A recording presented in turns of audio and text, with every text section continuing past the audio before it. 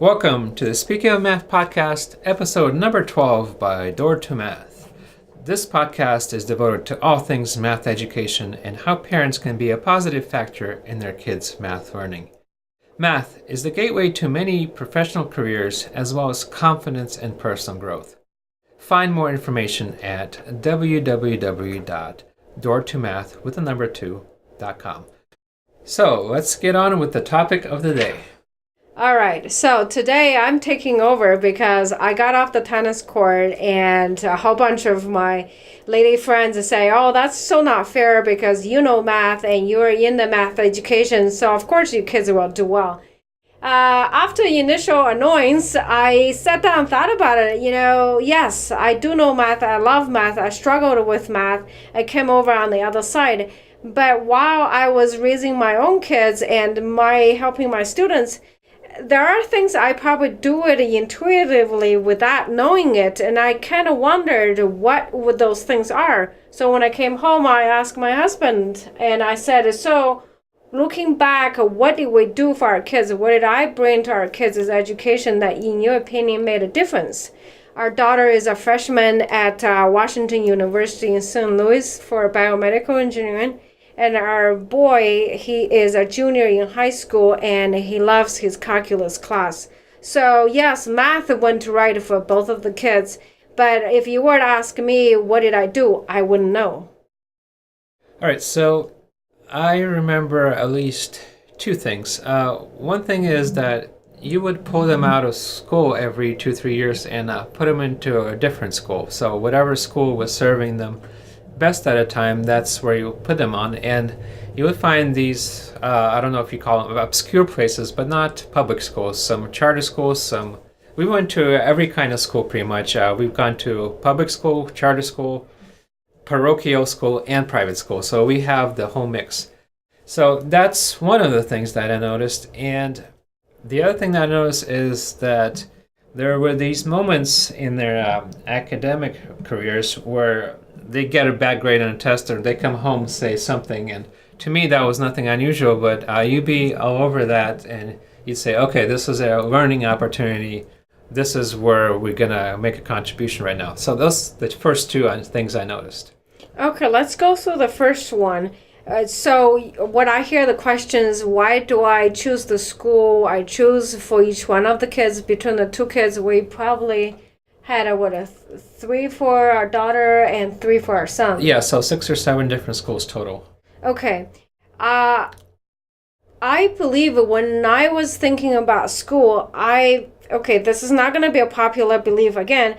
School doesn't owe my loyalty. I don't owe school loyalty, vice versa, because I think in the end, our kids' education future is the parents' responsibility.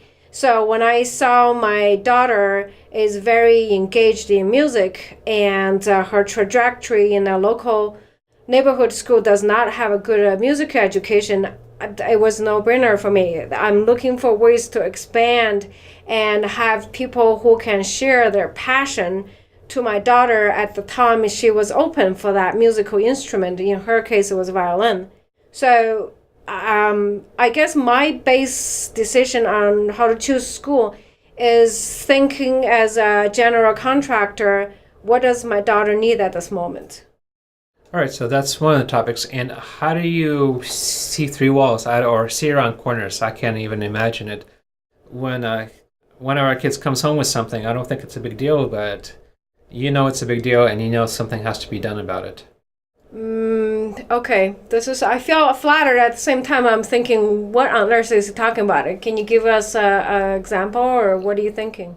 So our daughter, say, comes home with a C and she was expecting an A. So I would say, oh, don't worry about it. You'll do better next time. But you would ask her, is this what you're expecting? Why did this happen? And you would take her to ice cream.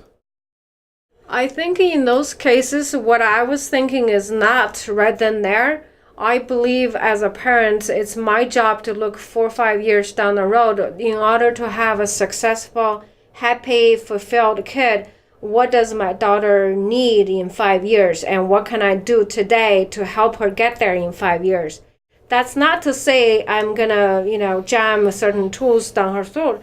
Although I probably, he does this. I'm sure I done that, not knowing with the best intent, but still didn't quite carry out.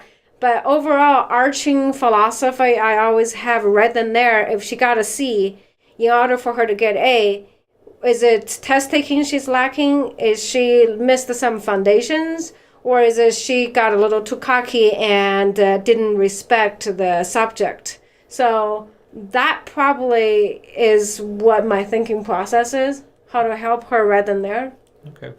And I remember two things. One was our daughter did really good in high school, but she got two B's in Spanish class. And I remember you not being, it was borderline. She was maybe 1/10% off in A's for both those classes, and that would have been given her straight A's for high school. But you were not really upset about that. You thought it would be a good lesson for that. So what was your thinking there? I remember that. She came home crying because the teacher was nitpicking and yada, yada, yada.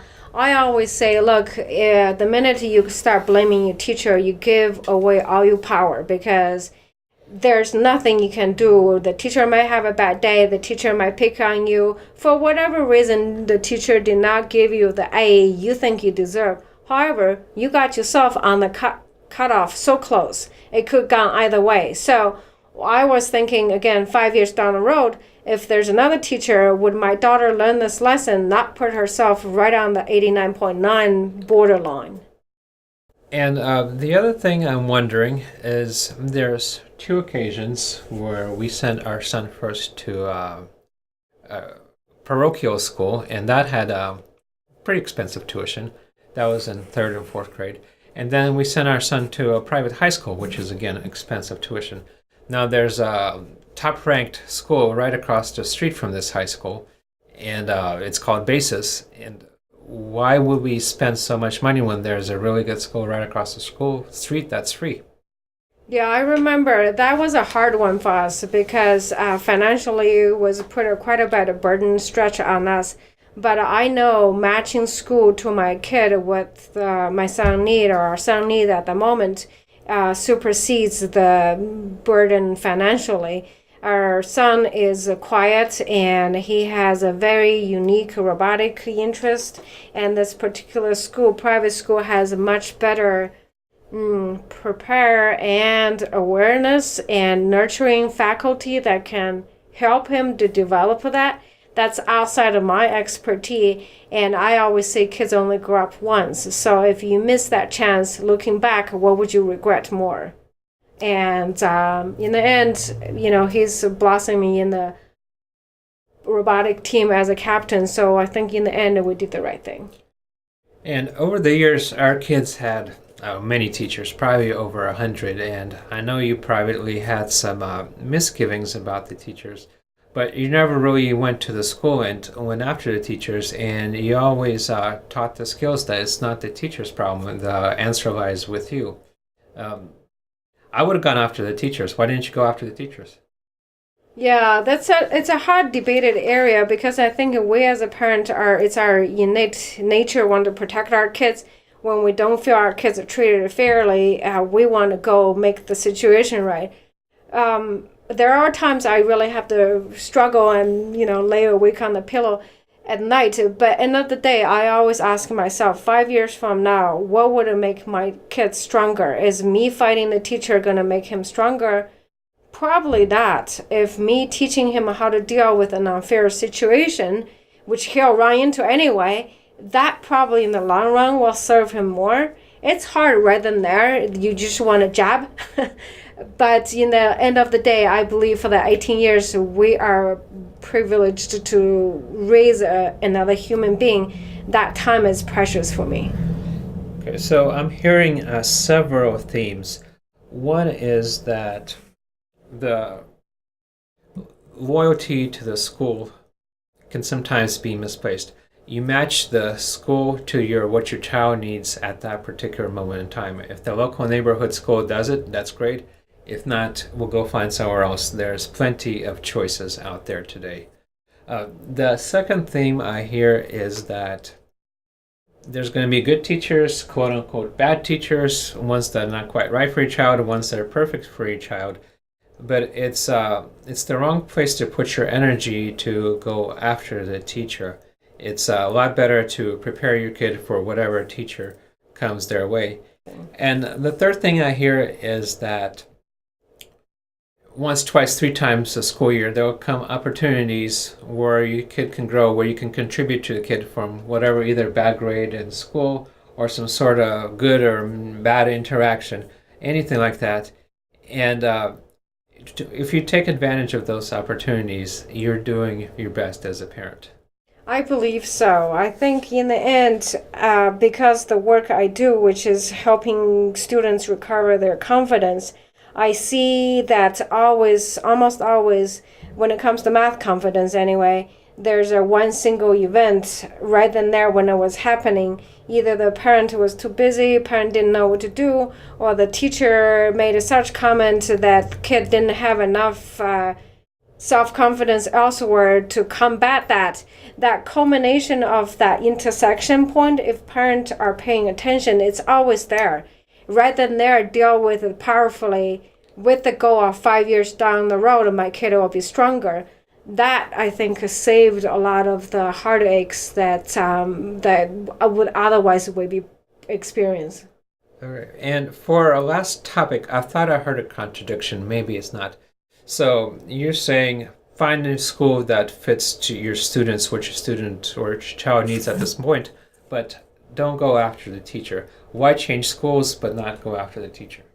School is a huge entity because going after the teacher, you're sending to your kid a message, I believe anyway, that teachers are at fault, there's nothing you can do, and you should go change what's outside. I believe it's much more powerful, more difficult, but however, much more powerful to change within us. So the teacher and the school are totally different things. Yes, teacher is one individual. School overall as entity, it's a library. You can go in library, you pick a lot of different books, right? But the library, the atmosphere of the library, that you can't really change. All right, so the school might be right for your child, but it's the wrong teacher, so you live with it. But if the school is wrong for your child, but you have the right teacher, you move on.